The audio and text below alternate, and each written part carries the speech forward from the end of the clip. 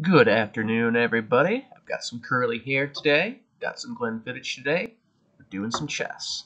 This is all things chess with Cybertal. I am Cybertal. We're continuing our examination of isolated pawns today. Today we're going to look at sort of a mixed bag of a game, not in terms of the quality, although I think both sides miss some chances, of course. But it sort of starts as early prophylaxis for white against the isolated pawn, and then white sort of takes over the advantage and switches to a kingside attack himself. So sort of a unique case in the isolated pawn where white actually regains the initiative on the king side and goes for it on that side of the board. But this game is between Anatoly Karpov against Karpov-Kuzmin. Karpov, of course, one of the best positional players of all time. He really fused the sensibilities of Capablanca with modern theory. You can basically learn everything about modern positional play just from looking at the games of Karpov. He just had a spectacular light touch. So we'll get right into it. He played e4. It's surprising to look back on Karpov's early games and remind yourself that he did play e4. His style just really reminds you of a d4 player. And even his games when he played e4 very much had a d4-like touch to them. They were very positional. They weren't nearly as aggressive as, say, Kasparov's. And actually, it was Kasparov who sort of prompted Karpov to finally switch away from e4 and start playing d4.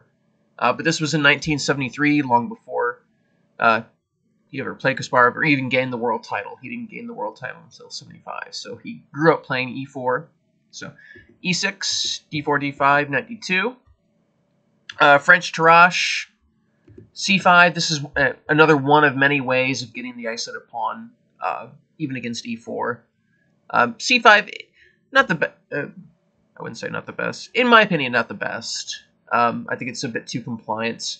The two other methods, knight f6 is another modern way of doing things. And this is a bit more Frenchy, but white scores pretty well from here. White has a pretty decent position. He develops pretty easily and tends to have a decent kingside initiative. If I played the French, most interesting to me is knight c6. In these positions, it sort of seems like a sin to block the c-pawn, because you want that c-pawn fighting for the center. But then the knight's generating legitimate pressure. Like, it's already hitting the d4 pawn, and white needs to figure out how he's going to protect the d4 pawn. So, knight c6 called the Guimard. In my opinion, it's actually quite good for black.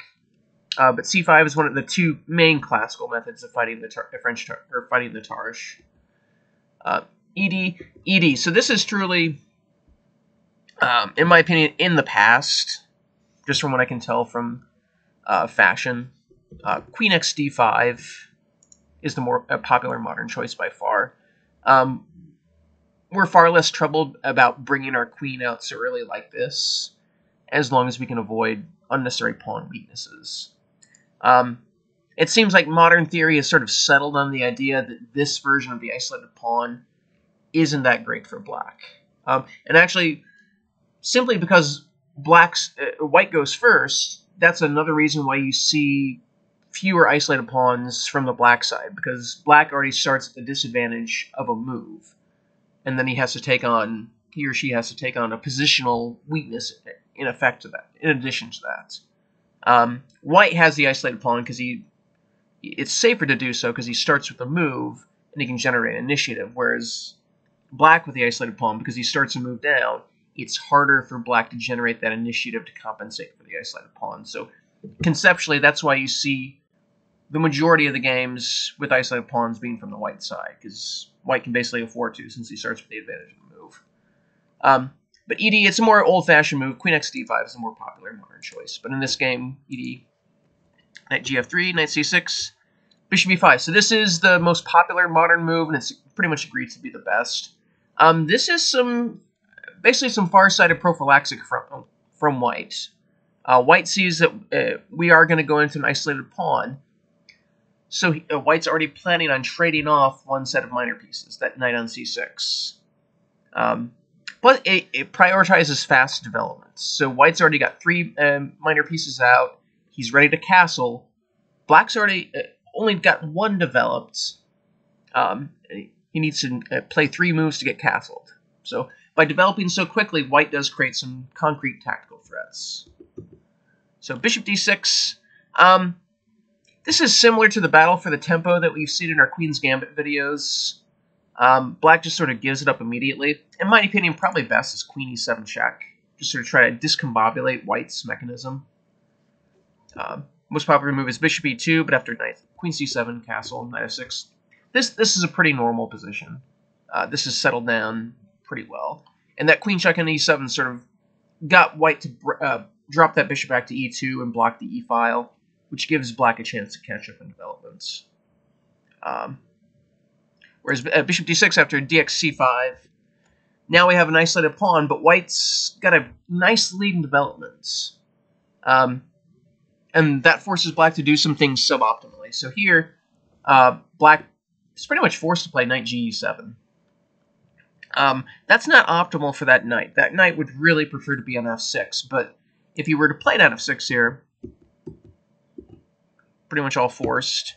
Now knight b to d4, and that shows another boon to the bishop b5 move, in that White's getting immediate pressure on Black's position. There's not really a good response to this move. I mean, you can play queen there, but then knight e5. And White's just flat out winning at this point. Yeah, this is a great position for White. Black doesn't really have a good response here. So knight ge7 is pretty much forced to shore up the knight on c6 and to block the e-file, so the rook in e1 doesn't come with check and tempo, preventing castling. But Black really doesn't want to put his knight there. So this is another example of why taking on the isolated pawn as Black comes with more risk, because Black does start that move behind, so he has to play it a little bit differently. So knight b3, hitting the bishop with tempo, and then, of course, looking at the key d4 square. Always key in the isolated pawn is that square in front of the pawn. You just want to control that as much as possible to make sure the pawn can advance. And then once you've got that square controlled, you can start expanding for counterplay of your own. So bishop d6, bishop e5. So this is the beginning of more far-sided prophylaxis. The pin on e7 is sort of good, and it does carry a few threats with it, but really the main idea from Karpov is to drop this bishop back to g3. That bishop on d6 is Black's good bishop. And that's generally the most dangerous piece in these isolated pawn positions. So Karpov is already looking ahead to neutralizing that bishop with this maneuver. So, excellent play from Karpov. Castle, bishop h4. Theory says that rook e1 might be a little bit more accurate, just continuing mobilization and maybe creating a little bit more pressure on the e7 knight. But this is perfectly logical. Bishop g3. Continuing the maneuver. Now, bishop x g3. So this is actually a clear positional error. Whenever I'm coaching with my students, the phrase I always use, there's good double pawns and there's bad double pawns. These are good double pawns because they actually shore up White's king side. It makes his king much safer. Now Black doesn't really have a way of generating an effective attack against the king side because this pawn actually steps up to help control some important squares. Black can't get a knight to f4. Black can't place anything on h4 just because that pawn controls those. And it creates more blockage in front of the White king. So this is actually an improvement of White's structure. Black, he shouldn't be taken on g3. Bishop g4 is best. I'll just give a quick line. And this is a real game ahead of us. So the Black's good bishop is gone, but the rook was able to lift to d6 with tempo, and now a move like rook h6 is possible. The bishop's on g4, so still generating pressure against the White king side. This is a real game ahead of us. This is going to be a tense struggle. Whereas after bishop x g3, White's just slightly better for no cost. So bishop g4, continuing mobilization, that's always good. c3, not the most accurate. Queen d2 is a little bit more accurate. You want to play c3 when it's absolutely necessary to help stop d4. Here, White's got d4 controlled very adequately, so there's no real reason to play c3 just yet, but that's a small nuance. So c3, queen d6, redeploying the bishop back to its natural diagonal, queen c2. So bishop x f3, this is another clear positional error. This is doing White's work for him, more or less. It's giving away Black's only bishop, so then White's going to have the advantage of the bishop versus knight. and it's again improving white's pawn structure. So after this pawn at f3 is going to advance to f4, and that pawn actually does very good work. It'll help control the e5 square. It can threaten to advance to f5 at a good time, generating kingside pressure for white. So this is actually an improvement to white's pawn structure on the king side yet again. These pawns are sort of shifting into an aggressive posture. Better would just be rook f8. Just when you're in doubt, you should just finish mobilization. If you have a piece that's not developed, unless you have a very clear and concise reason for not developing that piece, you should typically think about finishing that mobilization. Whenever you look at the games of the great players, they just incessantly mobilize every piece they have. So bishop x f3, just not accurate. gf. When I was going through this game, it really struck me how much modern commentary completely overstated how good white's position is here. Whenever you read annotations, especially for older games, it sort of tries to tell a story instead of objectively looking at the game itself. So when you read the older annotations of this, I saw some annotations of Alexander Kotov, a Soviet grandmaster from back in the day. And he was basically saying that this position is more or less positionally won for white, and that black has no hope. When you actually sit down and look at this and look at black's choices, this position itself, it's not great for black. White's certainly slightly better, but this isn't disastrous. This is not positionally lost. This is just a tough game. Rook d6. So this is really the point of where it does get dire for black. This is a clear positional error. Once again, when you have the isolated pawn, if you can think of a way to advance that isolated pawn, you should typically look at that whenever you can. d4 is positionally thematic. He wants to liquidate that isolated pawn if possible. So first off, the resource that white has later in the game, c4, isn't available here, because after c5, the pawn hasn't had a chance to advance to f4 yet, so this knight actually comes with dire threats. But on f4, this is a little bit better for white. He's got the advantage of the bishop, but he also has a weak pawn on c3. Now he's the one with the isolated pawn. This is a fight. I really think d4... And it sort of surprised me how none of the commentaries that I saw for this game, at least, highlighted d4, because it is positionally so incredibly thematic and important to look at every single move. When you have the isolated pawn, you want to look at advancing that pawn whenever possible. So Kuzmin missed out on a real positional chance after rook d6. So that gives white a chance to consolidate. So f4 controls that e5 square. So it makes, on d4, c4. This would be not the most accurate response to d4 possibly, but it's the most positionally cleanest and thematic. Just show a quick line. This is a very favorable position for white. So this pawn on d4, it's passed, but it's securely blockaded, and it's not going anywhere. So this is just something that black is going to have to guard, whereas white has a queenside majority here. He's got 3 pawns on the queenside versus only 2.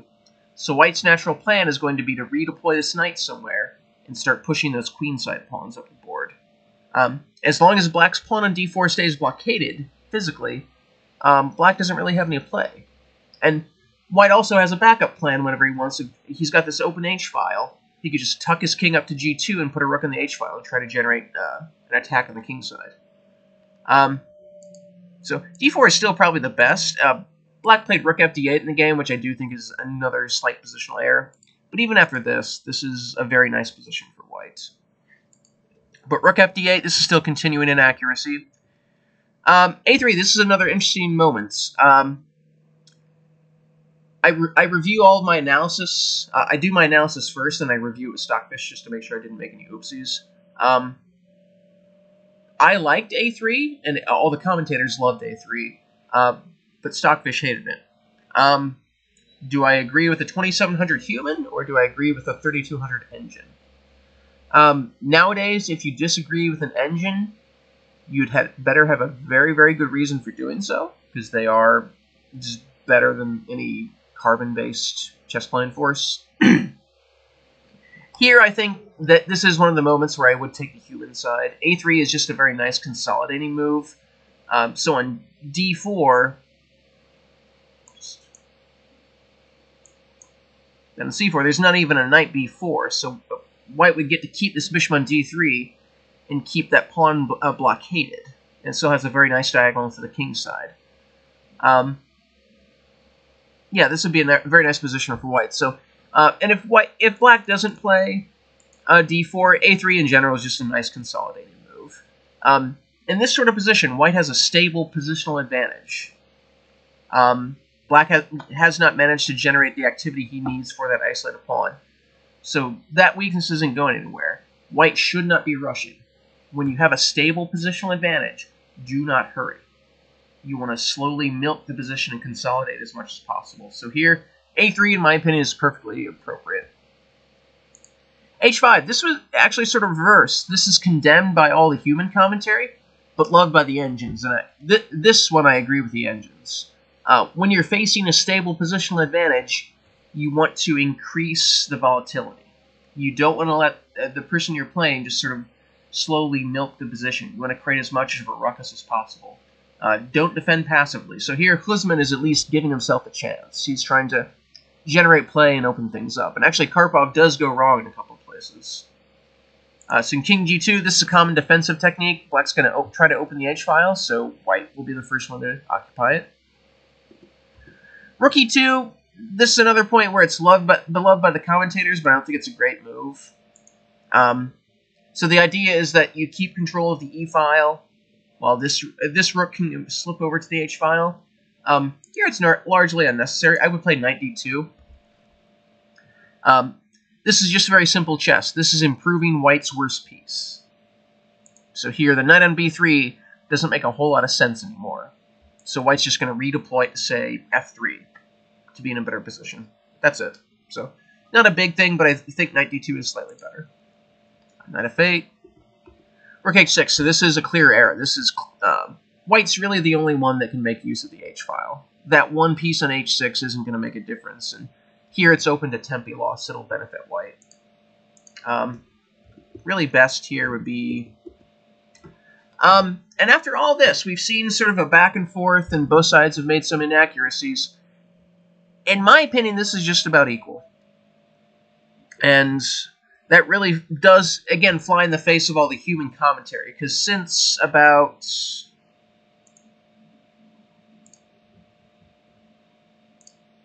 this point, every human commentary I've been able to find says that, oh, it's just completely positionally winning for white, and this is just a perfect example from Karpov at how brilliant his positional technique is, and we should all just sit back and worship this incredible game. This is just equal. Just flat out equal. This is the pawn on d5 is black's only weakness. And since we've now that black has got one set of major pieces off the board, that does increase his defensive chances pretty nicely. The only one that can be better here is white, of course, and white can push at this for a while. But this particular position, I think black is just perfectly fine. So, when you're analyzing one of your own games, or you're reading the annotations of another game, don't fall into the trap of creating a story for the game. Try to objectively analyze every single part of the game. If it was a game you won, and you're publishing analysis in for a magazine, or just doing the analysis for yourself, just be ruthlessly honest. Don't let yourself bullcrap yourself. If you made a mistake or let advantage slip away, don't create a story to hide that fact. Just be ruthlessly honest. You'll only make yourself better because of that. That's a pretty good life lesson, too. But anyways, rook h6, this is a clear error, though. Just misplaces the rook. Knight f3, we trade. Knight d7, this is another serious error. Queen c7 at least tries to hold up the g4 push by putting pressure on f4. And white's definitely better here, but this is still a fight. Black will force white to make the moves. Whereas after knight d7, king f8 is another dire error. At least rook f8 at least stops rook e8 from being checked. Whereas after king f8... And this is another moment that was completely mythologized by the commentators. G4 is an excellent move, but the human commentators said that this is truly the only move, and this is a brilliant display by Karpov. Not really. B4 is actually a little bit better. And in some ways, a little bit logical, because it immediately targets this knight on c6. If we're able to hit that knight on c6, it doesn't really have a good retreat square. g4 is not going away, so this is sort of related to the principle of two weaknesses. When possible, you want to play on as many sides of the board as you can. This is just gobbling up space, threatening to push forward, and also deprives this knight of c5 as well. So it sort of helps restrain black in a couple of different ways. If black plays a6, then g4 is even stronger now, because all we've done is deprive this knight of c5, so it greatly favors white. If knight f6, queen a4, and white's got decisive threats on all three sides of the board. He's threatening queen xa7. He still possesses the e file. This is just winning for white. On b5, the knight goes to a5. And this is a greatly favorable version of g4 from the game. This is a winning attack for white for sure. So g4, it's logical and it's good, but it's not the best move. So queen c7, g5, rook h8, completely burying that piece. Black could at least try this. Knight h4 would be the best here. This would give white a chance to go wrong, because after rook c6, this gives away white's entire advantage. And black is fine here. So rook e6 at least gets a set of major pieces off the board and tries to defend, whereas after rook h8, that just buries that piece. King g3, excellent move. So Wilhelm Steinitz, the first official world champion, he made up a lot of the modern chess theories that we sort of started with and rely on to think about the game. He said that the king was a strong piece and that could take care of itself and that it could be active in certain situations. Here it just steps up in the pocket. It looks after this f4 pawn, so none of white's other stronger pieces have to tie themselves down. So excellent technique from Karpov in that respect. Knight c5, bishop f5. So this is another inaccurate move. White's still winning, but white's position deserves better. Rook h2 is immediately decisive, and this immediately challenges for the h-file and threatens mate eventually.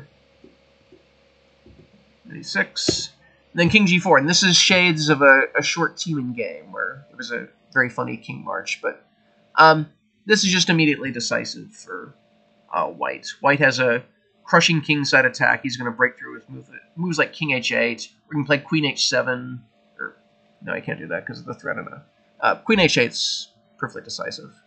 Yeah, this is just completely gone for black. Bishop f5 just doesn't. White's position deserves better. This is still winning, but not winning enough for how nice white's position is. g6, b4, 94 check. Gives up a pawn. You get one of the pieces off the board. But, king g7, a6 would at least stop b5 and stop that knight from getting displaced. f5, queen e7. This is an excellent move. Karpov is excellent at keeping cool and just sort of reducing the position down to its components parts. Here, white's up a pawn, and the only thing that can derail that would be just like random checks or random counterplay. So he gets the queens off to just focus it down on an endgame. Black is forced to trade if he doesn't trade. Rook e6, and here white's threatening rook x g6 check, and then it'll be mate in a couple moves. So queen takes. Rook d3, rook c8 would be more tenacious, but white's still going to win in the long run. King g4, and here black resigned because after knight e5, this position is just collapsing for black.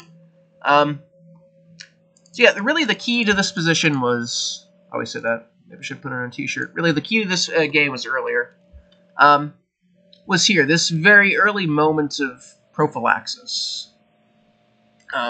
When you're defending against an attack, the easiest way to defend, other than creating counter threats of your own, is to start neutralizing the important pieces before they even have a chance to get the attack going. So here, bishop g5, it focuses in on that important dark squared bishop of black's. Without that dark squared bishop, it's hard for black to get a kingside attack going, because that is often one of the key pieces to creating a battery against the h2 pawn or sacrificing itself in h2 to bring the white king out into the open. So this early moment of prophylaxis was really key to making sure there was no kingside attack. And then, of course, black just the way black improved white's kingside structure basically at every point. Made white's king even safer, and made those pawns an offensive threat as well as being more defensively stable. So, another thing that was instructive is just how misleading the human commentary was for this older game. We've gotten better at analyzing games, and we've gotten a lot more honest. Older games tend to be more of a story mode, where they would tell like a charming and complete story about a game rather than being completely honest about it. But excellent game from Karpov.